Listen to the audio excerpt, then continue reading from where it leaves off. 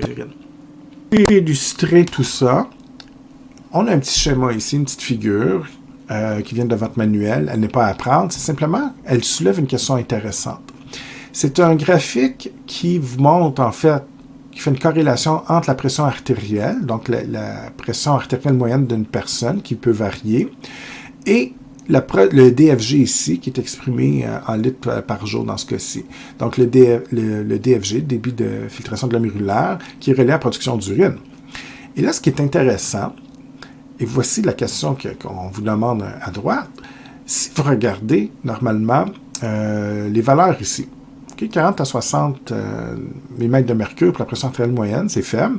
Et là, on voit que la production d'urine, le DFG diminue, la production d'urine est plus faible. Ce qui est normal, c'est exactement l'explication que je vous ai donnée aux dernières diapos. Au contraire, si elle est anormalement élevée, exemple à 200, ça veut dire que la pression est tellement forte que j'ai plus de sang qui revient dans le rein, comme je disais tantôt. Donc, production DFG élevée, production d'urine plus importante. Donc ça, c'est parfait.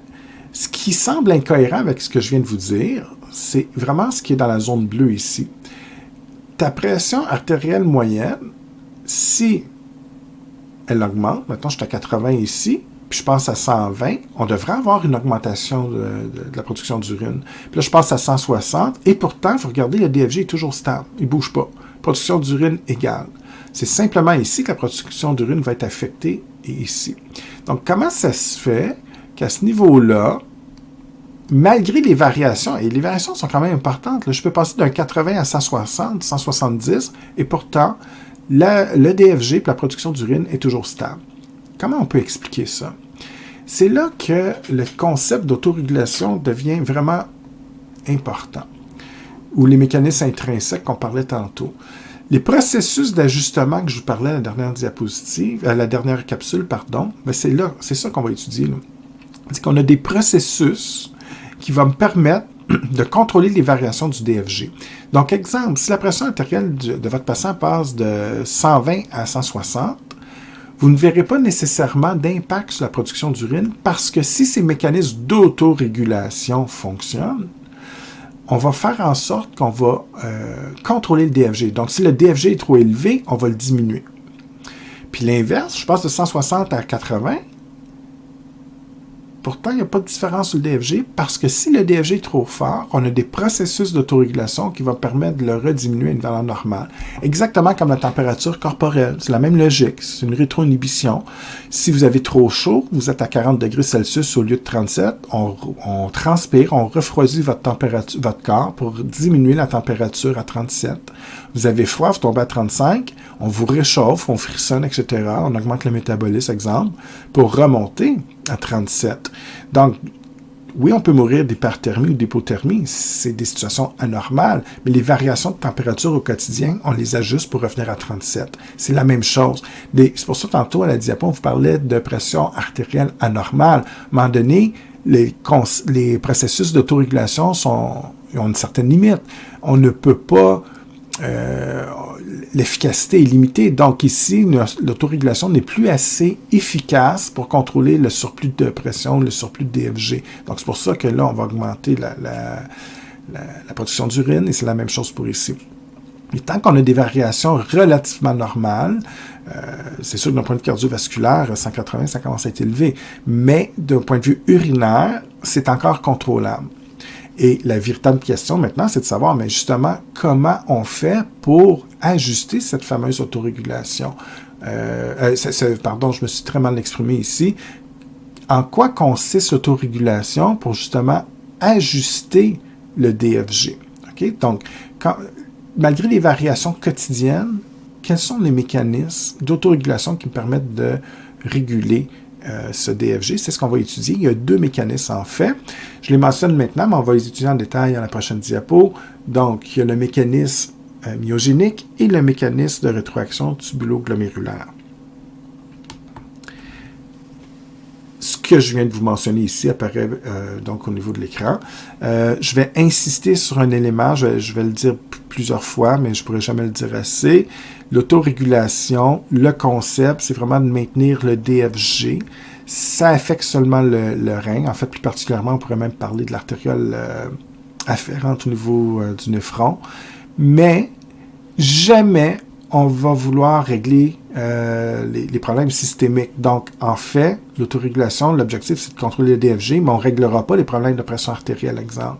Et c'est souvent ça le problème, c'est que la réponse d'autorégulation va même en sens inverse. Donc, la question que vous devez toujours vous demander, quand vous êtes en autorégulation, vous voulez régler le problème de DFG, mais si vous voulez régler un problème de pression artérielle, c'est là qu'on va aller dans les voies extrinsèques. Là, c'est peut-être qu'il y aura un impact sur le DFG, mais l'objectif principal est de régler le problème de pression artérielle. C'est complètement autre chose.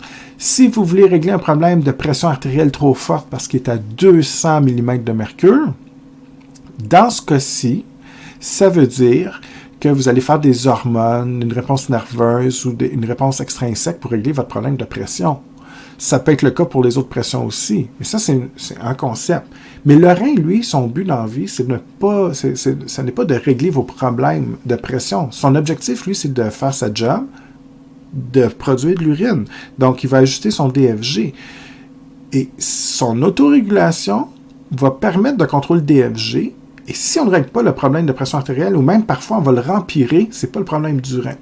Et vous, concrètement, pour un examen, un exercice ou un travail, c'est important de ne pas confondre les deux. Souvent, vous confondez l'autorégulation avec les intrinsèques avec les mécanismes extrinsèques. Donc, le truc que je vous donne, pour ne pas vous mêler, c'est vraiment, posez-vous toujours la question, qu'est-ce que vous voulez faire? Est-ce que le problème porte sur un contrôle de DFG? Oui, vous voulez régler un DFG, on va aller vraiment en autorégulation au niveau du rein avec les deux mécanismes que je vous mentionnais tantôt. Si vous voulez régler votre pression artérielle, c'est autre chose, on va aller en extrinsèque, on parlera d'hormones de réponse nerveuse. Si vous êtes capable de distinguer les deux situations clairement et de les séparer, il n'y a aucun problème, ça devient très très clair. Donc, le premier mécanisme, le mécanisme myogénique, c'est très très simple. Généralement, c'est une variation de la pression artérielle qui va entraîner une augmentation ou une diminution de l'artériole afférente.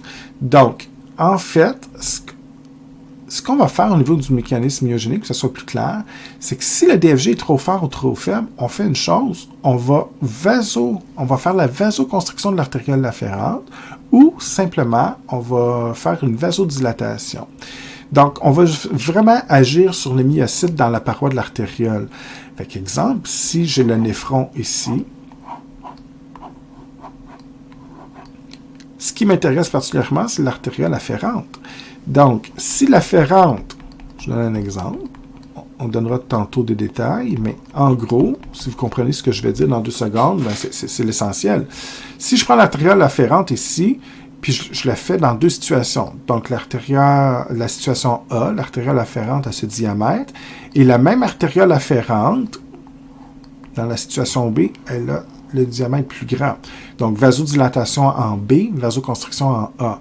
Si je diminue le diamètre en vasoconstriction, vous comprenez qu'il y a moins de liquide qui entre. Et si j'ai moins de liquide qui entre, le DFG est plus faible, vous finissez de diminuer le DFG. Si je fais une vasodilatation, au contraire, j'ouvre la vanne ici, donc l'artériole va être plus forte, plus de sang, on augmente le DFG. Donc, la question, c'est de savoir qu'est-ce que tu veux faire. Donc, le truc que j'ai souvent donné en classe, identifiez votre problème, parce que souvent, vous inversez, vous mélangez, ça augmente, ça baisse, ça augmente. Là, on est tout mélangé. Puis la solution, ce qu'on veut faire. Si, exemple, je vous dis que le patient a 200 de pression, ça va pas bien. Donc, il augmente sa pression artérielle à 200, ça augmente le DFG. Donc, concrètement, 200, c'est un peu élevé, on n'arrivera pas à faire l'autorégulation. Mettons 180. Si la patiente a une pression artérielle de 180, augmente la PA, plus de sang qui circule plus rapidement, donc plus de sang qui rentre au rein, ça augmente le DFG, c'est ce qu'on a dit tantôt. En autorégulation, on veut régler le problème. Donc, la question, est-ce que je veux augmenter le DFG pour que ça soit pire ou je veux le diminuer? Évidemment, je veux le diminuer. Donc, dans ce cas-ci, le mécanisme myogénique a 2 choix. Je fais une vasoconstriction en agissant sur les myocytes de l'artériole afférente ou je vais faire une vasodilatation. Si on sait qu'une vasodilatation va augmenter le DFG, parce qu'il y a plus de sang qui va entrer, ou au contraire, une vasoconstriction va diminuer le DFG, bien, mécanisme myogénique a deux choix. Alors, qu'est-ce qu'on va favoriser ici? Bien, évidemment, je veux diminuer le DFG. La logique me dit que je vais faire une vasoconstriction. On va favoriser, par une méthode que je vous montrais tantôt, la contraction des myocytes ici, des cellules musculaires, et l'artériole va devenir plus petite. Vasoconstriction, moins de sang qui rentre, ça diminue le DFG jusqu'à un certain point. C'est pour ça qu'à 200, à un moment donné, c'est plus efficace, parce qu'on ne peut pas la fermer plus que son propre diamètre. Okay? Donc, il y a une certaine limite. Tout ce que je viens de dire est illustré et résumé ici. Okay? Donc, il y a deux situations possibles. On donne un peu plus de détails, mais en gros, c'est à peu près ce que je veux que vous compreniez. Donc, si vous êtes à l'aise avec cette diapo-là, ce résumé-là, ben, vous venez de comprendre un grand bout là, du mécanisme myogénique. Donc, si je vous demandais, dans une situation que la pression artérielle est très forte, quel est l'impact sur le DFG? Vous me dites que le DFG augmente, s'il y a plus de sang qui est filtré, etc. Ça provoque un étirement dans la paroi de l'artériole afférente. Donc, évidemment, s'il y a plus de sang qui rentre, ça va faire en sorte que l'artériole, c'est un peu comme un élastique, on va pousser dessus, puis ça l'étire. C'est détecté par des cellules spécialisées qu'on avait vues dans la séquence 4, partie 1 en classe. Donc, les cellules granulaires, eux autres, c'est un peu comme des barorécepteurs, si vous voulez. Ils ont des récepteurs qui vont détecter cet étirement de la paroi. Je dis des barorécepteurs, j'aurais plus dire des mécanorécepteurs pour détecter l'étirement de la paroi. Et dans ce cas-ci, ce qu'elles vont faire, ces cellules-là, c'est qu'elles vont dire « Oh, ça n'a pas de bon sens », donc on va se comprimer, se contracter, ce qui favorise la vasoconstriction. Donc, la vasoconstriction, c'est un peu comme un élastique. Tu étires des cellules. Imaginez-vous, vous étirez un élastique, vous le relâchez, il revient en position normale. Donc, si c'est très bien fait, en fait. S'il y a trop de sang qui rentre, ça étire trop les myocytes. Bien, comme un élastique, elles vont se refermer sur elles-mêmes, se contractent et favorisent une vasoconstriction. Donc, évidemment, au niveau de l'artériole afférente, il y a moins de sang qui rentre, diminue le DFG. Ça me permet de le ramener à une valeur normale. L'inverse est également vrai. Si la pression artérielle est trop faible, moins de sang qui rentre, ben, on stimule moins la paroi de l'artériole afférente. Donc, dans ce cas-ci, les cellules granulaires sont moins stimulées. Ça veut dire qu'ils ne se contractent plus. Et en se relâchant, ça favorise la vasodilatation de l'artériole afférente. Donc, si on est relâché, il y a plus de sang qui rentre et évidemment, ça augmente le DFG. Donc, en fait, c'est très simple le mécanisme myogénique. Si vous avez à l'expliquer un jour, si on vous demande de l'expliquer, très simple. Quand le DFG est trop fort, bien, on fait une vasoconstriction tout simplement. Et en faisant une vasoconstriction, ça diminue la quantité de sang qui rentre dans le glomérule, on baisse le DFG, donc on va en sens inverse, et c'est une rétroinhibition. Évidemment, il y a la situation inverse illustrée ici en vert. Quand on a des problèmes de DFG, toujours en autorégulation, il y a une deuxième façon d'ajuster le DFG. Donc, à part du mécanisme myogénique, on a également la rétroaction tubulo-glomérulaire. En bout de ligne, le résultat final va être le même, c'est-à-dire qu'on va arriver à faire une vasoconstriction ou une vasodilatation de l'artériole afférente au niveau du néphron. La simple différence, c'est que le mécanisme pour y arriver est différent. C'est un autre processus. Donc, on va agir plus au niveau de deux éléments, la macula densa et qui se trouve dans le tubule contourné distal, et également les cellules granulaires qui vont être au niveau de l'artériole afférente. Ces deux éléments-là, vous pouvez revoir vos notes de cours de classe quand on avait discuté la séquence 4, partie 1. On en avait parlé un petit peu, c'était les dernières diapositives. Donc, on vous les avait présentées, mais on ne vous expliquait pas comment ça fonctionnait. C'est ce que je vais faire maintenant. Là, la question que vous vous demandez peut-être, c'est pourquoi avoir deux mécanismes qui font à peu près la même chose? C'est des éléments différents, deux voies différentes, mais qui arrivent à faire une vasoconstriction et une vasodilatation sur l'artériole afférente. En fait, c'est un mécanisme qui vient renforcer le premier. On commence toujours avec le myogénique, et s'il est insuffisant, on peut aller au niveau du mécanisme de rétroaction tubulo-glomérulaire.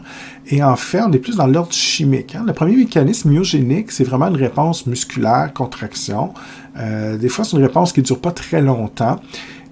Si on veut maintenir la contraction, la vasoconstriction, donc si vous voulez maintenir la contraction des cellules musculaires, Là, c'est important d'avoir le tubulo-glomérulaire qui va émettre certaines substances chimiques qui vont favoriser justement la construction de la dilatation. Donc ici, quand on vous parle de molécules de signalisation, c'est simplement des molécules chimiques. Ça peut être, exemple, de l'oxyde d'azote, du NO. Il y a différentes molécules, en fait, qui sont des vasoconstricteurs naturels ou des vasodilatateurs naturels. Mais peu importe, ces molécules chimiques vont venir affecter les myocytes au niveau de l'artériole afférente, et donc on va favoriser constriction ou non. Voici donc en détail le mécanisme de rétroaction tubulo-glomérulaire. Donc, dans ce cas-ci, toujours le même problème. Si, exemple, la pression artérielle est trop forte, ça augmente le DFG. Donc, c'est toujours le même lien qu'on discute depuis tantôt. La différence, c'est que on mesure la quantité d'ions. Okay? Donc, si le DFG augmente, on filtre plus. Évidemment, il y a plus de liquide, plus d'eau qui va être filtrée. Donc, le filtrant augmente. Mais il faut comprendre que ce n'est pas de l'eau pure, vous le savez. Il y a plein d'éléments en solubilisation au niveau du plasma sanguin qui sera filtré. Donc, il y a des ions, sodium, chlore, peu importe. Et ces ions-là, si j'augmente le DFG, il y a non seulement plus de liquide qui circule, mais il y a plus d'ions mélangés à ce liquide, à ce filtre qui va circuler. Donc, le rôle de la macula densa, en fait, c'est un chimiorécepteur. Elle détecte la concentration des ions. Exemple, des ions Na+, ça peut être des ions chlore également. Et ces ions-là, ben, c'est un peu comme un lecteur optique à l'épicerie, tout simplement. On scanne le prix de votre article, mais là, la macula densa scanne, au lieu de l'article, c'est les ions. Donc, exemple, un sodium qui passe, ça stimule une fois, 3 sodiums, on stimule 3 fois. Et plus que la macula densa sera stimulée, donc plus que d'ions en circulation, plus qu'elle est stimulée, et là, on va comme interpréter le fait qu'une augmentation d'ions fait en sorte que ça file trop vite, donc le DFG trop vite. Et c'est là que la macula densa va émettre une molécule qui n'est pas à retenir. Il y en a plusieurs sortes. Vous parlez simplement de molécules chimiques, c'est suffisant. Et cette molécule-là, dans ce cas-ci, on voudra faire une vasoconstriction. Donc, en faisant une vasoconstriction de l'artériole afférente, on diminue la quantité de sang qui rentre et, par conséquent, on va diminuer le DFG, ce qui me permet de le maintenir. Donc, toujours la même chose. Le problème DFG trop élevé, je veux le diminuer. Donc, c'est assez simple parce qu'on revient toujours à la vasoconstriction, mais on y arrive par un moyen différent. Et là, on ne l'a pas illustré ici, mais on pourrait faire une situation inverse qui fait en sorte qu'on veut, au contraire, dans le cas d'une pression artérielle trop faible et un DFG trop faible, la macula densa détecte une faible circulation d'ions. Donc là, on va émettre une autre sorte de molécule, peu importe leur nom, qui va au contraire favoriser une vasodilatation. Alors, si je résume en une phrase ou deux, quand on a un problème de DFG et qu'on est en autorégulation du rein, donc, encore une fois, j'insiste sur le fait que la pression artérielle, on ne règle pas du tout le problème. Ce qu'on fait, c'est qu'on augmente on veut régler le problème du DFG. Donc, soit qu'on augmente ou on baisse le DFG. Deux façons de faire. Mécanisme myogénique, donc contraction musculaire au niveau de l'artériole afférente, des cellules musculaires, qui favorise une vasoconstriction ou une vasodilatation si ça sera large pour, exemple, dans le cas de la vasoconstriction, diminuer le DFG ou l'augmenter dans le cas inverse. Et pour renforcer ça, on a un deuxième mécanisme qu'on appelle le tubulo-glomérulaire, qui, dans ce cas-ci, implique la macula densa qui est située dans le tubule contourné distal, qui détecte les ions. Donc, si le DFG est trop vite, trop d'ions, parfait. On favorise donc une vasoconstriction également pour diminuer le DFG. Ou situation inverse, manque d'ions, vasodilatation. Donc, évidemment, il faut être à l'aise pour m'expliquer dans vos propres mots les deux différents mécanismes. Pourquoi, et c'est pas écrit dans les notes de cours dans le livre, mais pourquoi j'ai tant insisté sur l'autorégulation intrinsèque et qu'on ne veut pas affecter la pression artérielle? Une confusion qu'il va y avoir chez vous, la plupart d'entre vous, quand vous allez étudier, surtout quand je vais faire la troisième capsule avec les hormones et la réponse nerveuse, vous allez constater que l'autorégulation empire le problème de pression artérielle. Exemple, si j'augmente la pression artérielle, puis je vous dis qu'on augmente le DFG, ça c'est le problème de départ. Et là, on vous dit comme solution, on veut faire quoi? On veut diminuer le DFG. Donc là, il y a deux mécanismes, myogénique ou tubulo-glomérulaire, qui va favoriser une vasoconstriction de l'artériole afférente.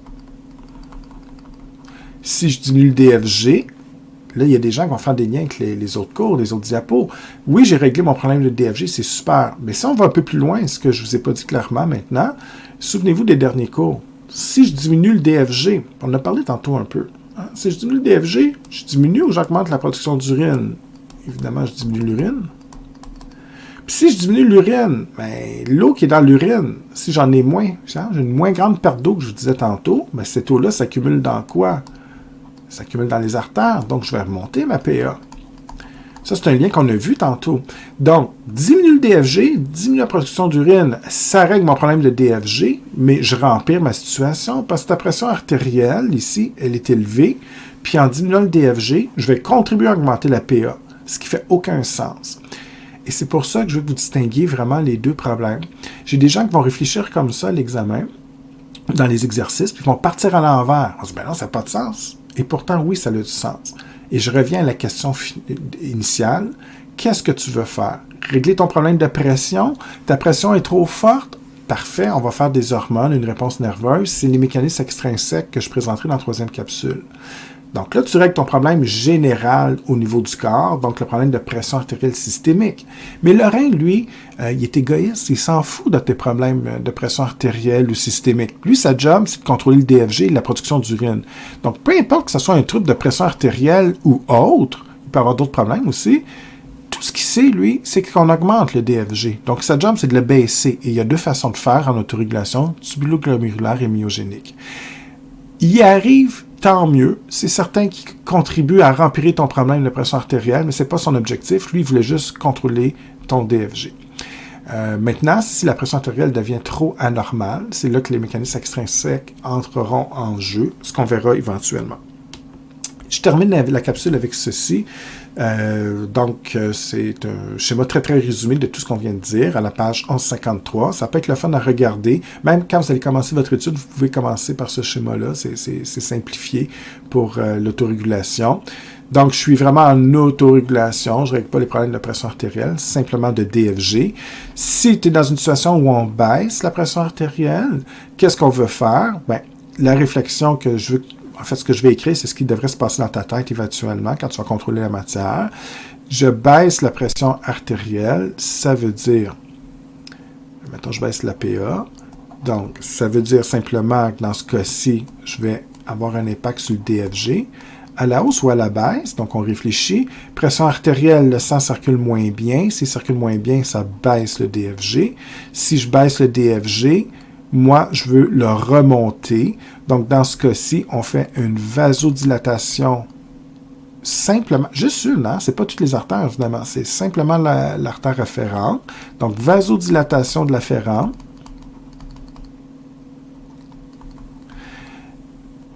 Et, pardon, je suis un petit peu limite avec la tablette, là, je suis sur la limite. Donc, afférente. Et ça va contribuer à faire quoi? Bien, évidemment, la vasodilatation augmente la quantité de sang qui entre dans le glomérule. Ça va remonter le DFG. Le rein a réussi à régler son trouble de DFG, donc l'autorégulation ici a été efficace. Donc ça, c'est une situation.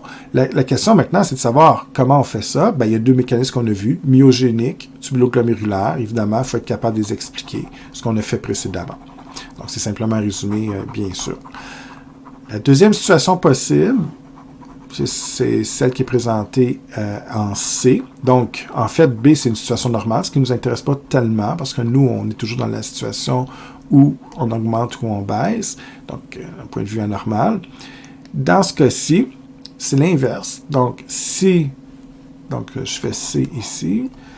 Donc, dans ce cas-ci, si la pression artérielle est trop forte, donc si j'augmente la PA, on augmente le DFG. Si j'augmente le DFG, le rein n'aime pas ça. Donc, qu'est-ce qu'il va faire? De l'autorégulation. En fait, par le mécanisme tubuloglomérulaire ou encore myogénique, on va favoriser la vasoconstriction de l'artériole afférente. C'est toujours l'afférente, évidemment, uniquement. Et donc, au niveau du néphron, on a moins de sang qui rentre dans le glomérule. On le voit ici. Donc, si je le ferme, j'ai moins de sang qui rentre dans le glomérule. Il y en a moins qui va être filtré. Ça va diminuer le DFG. C'est donc vraiment l'ouverture ici qui est important. Plus c'est grand, plus que de sang qui rentre. Donc, on le voit très bien ici. C'est plus grand, vasodilaté, plus de sang qui rentre en A. Alors qu'en B, on fait une vasoconstriction. Il y en a moins qui rentrent. S'il y en a moins qui rentrent, la production d'urine, dont le DFG va être plus faible. Donc, voilà, ça conclut la deuxième capsule. Pour la troisième capsule, quand elle sera mise en ligne, ça sera vraiment d'étudier par opposition ce qu'on vient de faire, les mécanismes extrinsèques. Donc là, on contrôle le DFG, mais comment on fait pour contrôler la pression artérielle systémique? Donc, si elle est trop forte ou trop faible. Ça va être des hormones et une réponse nerveuse. La bonne nouvelle, vous les avez déjà étudiées en cardiovasculaire. C'est exactement les mêmes. Donc, ça va être plus une répétition, une espèce de révision. La seule chose que je vais ajouter, c'est qu'évidemment, si je fais une hormone, exemple la FNA, qui fait une vasodilatation des artérioles généralisées dans le corps, bien évidemment, on verra que l'artériole afférente va être également vasodilatée, donc ça va favoriser, ça va avoir un impact sur le DFG, bien sûr. Donc, la différence qu'il faudra faire bien attention, c'est que ces hormones-là auront un impact sur le DFG, mais ce n'est pas pour régler le problème de DFG, c'est pour régler un problème de pression. Donc, c'est pour ça que je ne pourrais jamais assez insister, même si ça fait 2-3 fois que je le répète, sur l'idée de toujours distinguer l'autorégulation pour ajuster un DFG à la normale versus régler un problème de pression généralisé dans le corps. Sur ce, je vous souhaite une bonne étude et on se revoit pour la troisième capsule.